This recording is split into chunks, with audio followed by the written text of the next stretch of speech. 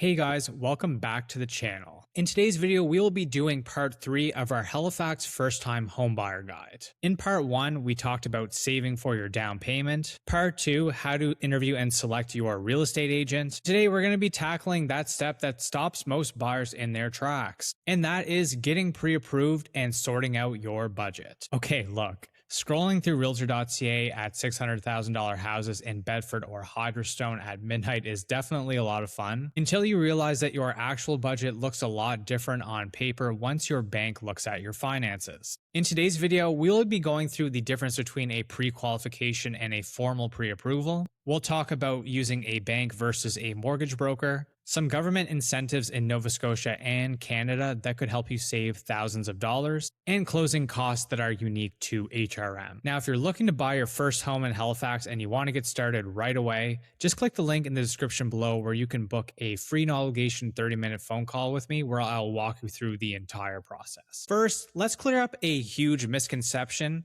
A pre-qualification is not a pre-approval. An online pre-qualification tool takes about 3 minutes to complete. You type in what you think you make, what you think you owe, and it spits out a nice big shiny number. However, it is just an estimate. No seller or real estate agent in Halifax will take your offer seriously if you used a pre-qualification only. A pre-approval, on the other hand, means that a financial institution has reviewed and approved all of your documents. They look at your income, pull your credit score, analyze your debt-to-income ratio, and put you up against Canada's mortgage stress test. In order to get pre-approved, you will need to gather your last 2 years of T4s or notices of assessment, your recent pay stubs and an employment letter, 90 days of bank statements showing where your down payment is sitting, and a complete list of your debts, car loans, credit cards, etc. Now, a pre-approval typically locks in your interest rate for 90 to 120 days. And that protects you if your interest rate goes up during your house hunting. Plus, in a still competitive Halifax first-time homebuyers market, having a pre-approval ready and attached to your offer gives you a huge advantage over other buyers and shows the seller that you are serious. Now, very recently, I had a first-time homebuyer client who was successful in a competition, and one of the big reasons was because they had the pre-approval letter attached, and they were able to get the home that they wanted. So when you are ready to get pre-approved, there are two main routes: walking into your local bank branch or going through an independent mortgage broker. So what is the difference? If you go to a bank, you'll be dealing with a mortgage specialist. Now, that mortgage specialist can only pitch you on the products and mortgage rates that are available at that bank. While they may offer convenience or a bundle, say if you already have a credit card or a loan with them, their flexibility is capped by the company policy. If your financial situation has many complexities, say for example, if you are self-employed or own a business, or if you have a slightly lower credit score,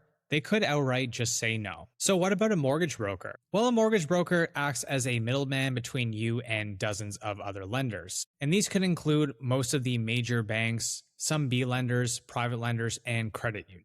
They shop around on your behalf in order to get you the best rate, prepayment terms, and conditions based off of your situation. And here's the best part for buyers. For standard mortgages, using a mortgage broker is at no cost to you. The lender pays them a commission once the deal is closed. So my advice, even if you do love your bank, I'd say it's always best to at least consult a mortgage broker to get a second opinion and see if they can get you a better rate or terms compared to what the bank is offering you. Now, let's talk about some free money and some tax breaks. The government offers several incentives for first-time homebuyers that can lower your costs up front. Make sure you also discuss these with your lender when you are getting pre-approved. Number 1 is the First Home Savings Account, or FHSA. Okay, so if you don't have this banking account right now, stop this video right away and get one. You can deposit up to $8,000 a year at a maximum of $40,000 during the lifetime of this account. Contributions are tax deductible like an RRSP, and withdrawals for your down payment, including any growth, are completely tax-free,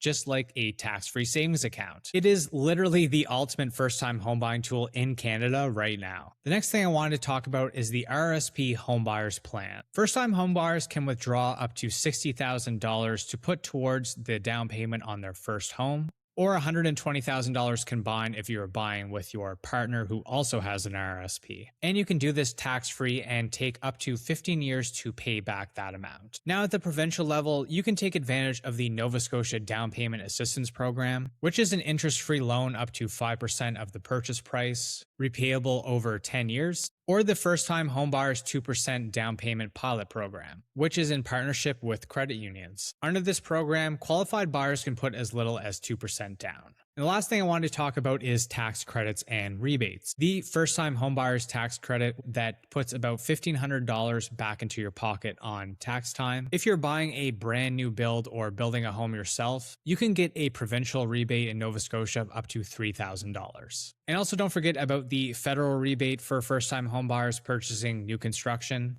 for which I did a full video on a couple of months ago. So now you've got your pre-approval letter and you know all about the government perks. So what is next? Well, you really want to sit down and determine what your actual budget is. So on paper, you might be pre-approved for a $600,000 purchase. But when you really look at the numbers, maybe a purchase price of $550 will be way more comfortable when you're talking about your monthly mortgage payments. Now also remember that your total home buying budget is not simply your purchase price and your monthly payments. You also need to budget for those closing costs. And Halifax has one big one that most first-time home buyers do not know about, and that is the deed transfer tax. In the Halifax Regional Municipality, you must pay 1.5% of the purchase price as a one-time tax, which is due at closing. On a $450,000 home, that is $6,750 that you cannot roll into your mortgage. You also need a lawyer in Nova Scotia, which typically runs between $1,500 and $2,000. You also have your home inspections, your property tax adjustments, and fuel top-ups. So rule of thumb, it's always best to have at least 2 to 3% of the purchase price on hand in cash, which is completely separate from your down payment. So make sure you budget for that as well. So to wrap it all up, you want to make sure that you get all your documents organized, speak to a mortgage broker or your bank, get that first home savings account started, and don't forget to factor in that deed transfer tax and other closing costs to put towards your savings target. Now in part 4 of our guide, we're finally going to start to get into the fun stuff, I promise. And just so you don't miss out on that video, it might be a good idea just to hit that subscribe button if you haven't already. I would certainly really appreciate that, as it will help push this video out to more first-time home buyers like yourself. Thanks for watching, and I'll see you next time. Cheers.